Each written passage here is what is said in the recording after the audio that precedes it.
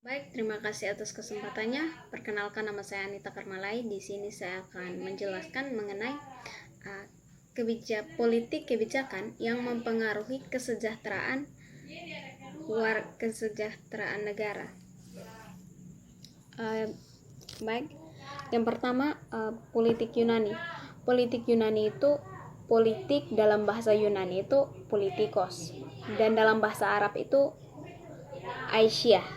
Dan dari bahasa Yunani politikos, yang berarti dari, untuk, atau yang berkaitan dengan warga negara, adalah proses pembentukan dan pembagian kekuasaan dalam masyarakat yang antara lain berwujud proses perbuatan keputusan, khususnya dalam negara. Yang pertama, pengertian ini merupakan upaya penggabungan antara berbagai definisi yang berbeda mengenai hakikat politik yang dikenal dalam ilmu politik. Ya, baik. Jadi dapat kita pahami bahwa di sini politik itu seperti sesuatu untuk lebih tepatnya seperti pengambilan keputusan untuk kesejahteraan masyarakat. Kemudian saya lanjutkan, politik adalah seni dan ilmu meraih kekuasaan secara konstitusional maupun non-konstitusional. Nah, di samping itu, politik juga dapat ditilik dari sudut pandang berbeda, yaitu antara lainnya, politik adalah usaha yang ditempuh warga negara untuk mewujudkan kebaikan bersama. Itu dalam teori klasik Aristoteles. Nah, politik adalah hal yang sesuatu tentang proses perumusan dan pelaksanaan kebijakan publik. Dalam konteks memahami politik perlu dipahami beberapa kunci, antara lainnya adalah kekuasaan politik, legitimasi, sistem politik, perilaku politik, partisipasi politik, proses politik, dan juga tak kalah pentingnya untuk mengetahui seluk-beluk tentang partai politik. Nah, dari situ kita hubungkan dengan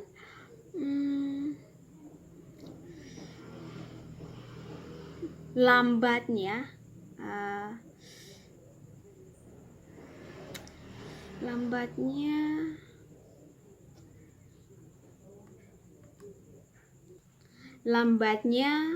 pencairan dana untuk wabah COVID-19 ini. Nah, baru-baru ini pemerintah menyediakan 5 insentif bantuan sosial dalam meminimalisir dampak penyebaran COVID-19 pada masyarakat, khususnya yang penghasilannya rendah. Insentif tersebut langsung diimplementasikan bulan ini. Ya, itu yang sudah dijalankan. Kemudian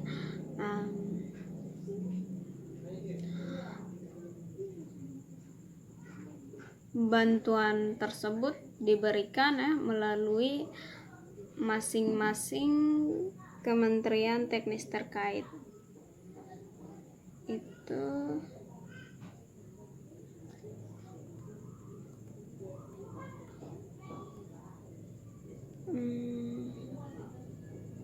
salah satu insentif tersebut yang pertama adalah penambahan penyaluran program keluarga harapan, ya, PHK. Itu untuk 10 juta keluarga. Penerimaan manfaat KPM sebelumnya menyalurkan PHK dilakukan per 3 bulan. Lalu saat ini penyaluran PKH, tadi saya sebut PKH adalah diberikan per bulan sepanjang tahun 2020. Untuk bulan April sampai Juni, KPM akan menerima PKH sebanyak 2 kali. Dengan demikian, terjadi peningkatan anggaran dari sebelumnya yang sejumlah 29,3 triliun menjadi 37.000,4 triliun. Itu saya dapat dalam Pemikiran Rakyat, itu beritanya di situ.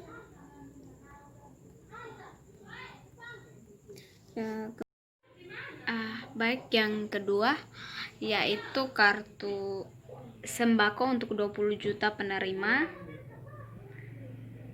Sebelumnya program ini diimplementasikan untuk 15,2 juta penerima existing dengan besaran 150.000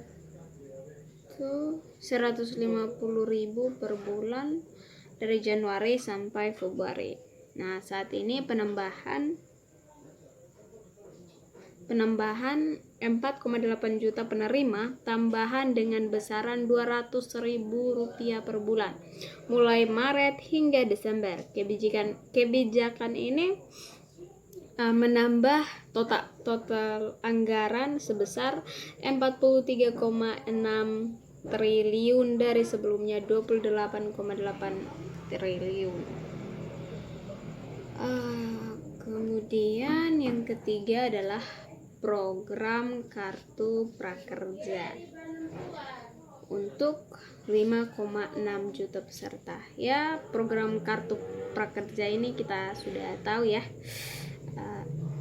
di mana diimplementasikan dalam aplikasi Ruang Guru yang ada hubungannya dengan pengunduran diri direktur utama sekaligus staf khusus Presiden Belva Devara. Nah, program kartu prakerja ini 5,6 juta peserta dengan total anggaran 20.000 triliun. Dari program ini, setiap peserta akan menerima biaya pelatihan, insentif bulanan, dan survei dengan total bantuan sebesar 3,3 juta. Nah, saat ini Askolani mengatakan ya, pemerintah juga sedang melakukan pendataan pekerja terdampak COVID-19. Nah, pekerja yang masuk kriteria tersebut adalah yang terkena PHK, dirumahkan dengan unpaid leave, maupun yang mengalami penurunan income. Kelompok itu akan diprioritaskan menjadi penerima kartu prakerja. Dan yang keempat ada pemerintah memberi diskon tarif bagi pelanggan 450 volt dan 900 volt subsidi berdasarkan data Kementerian Keuangan. Rumah tangga daya 450 volt adalah sebanyak 24 juta pelanggan dan akan diberikan pembebasan biaya listrik. Nah, masyarakat harus proaktif mengawasi penyaluran bantuan sosial atau bansos bagi mereka yang terkena wabah COVID-19. Ya, di sejumlah daerah yang menerapkan pembatasan sosial berskala besar atau PSBB, distribusi bansos masih kerap salah sasaran akibat karut marut data penerima baik di tingkat pemerintah pusat maupun daerah. Nah, sejak Maret lalu pemerintah pusat memang sudah mengalokasikan dana sebesar 400 5.000 triliun untuk mengatasi dampak COVID-19, sebanyak 110.000 triliun diantaranya untuk jaring pengamanan sosial agar mereka yang berasal dari kelompok ekonomi menengah ke bawah tidak makin terperosok ke jurang kemiskinan. Nah, alokasi dana sebesar itu belum termasuk dana bansos. Ya, belum termasuk dana bansos dari anggaran daerah. Misalnya juga pengalokasikan 7,6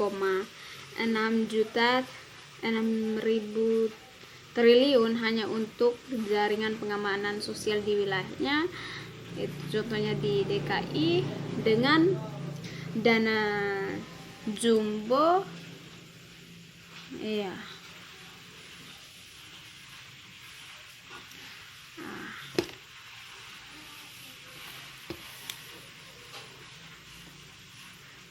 Terus penggunaan bansos untuk kepentingan politik juga harus diwaspadai karena sejumlah daerah memang sudah berancang-rancang maju lagi dalam pilkada Desember mendatang.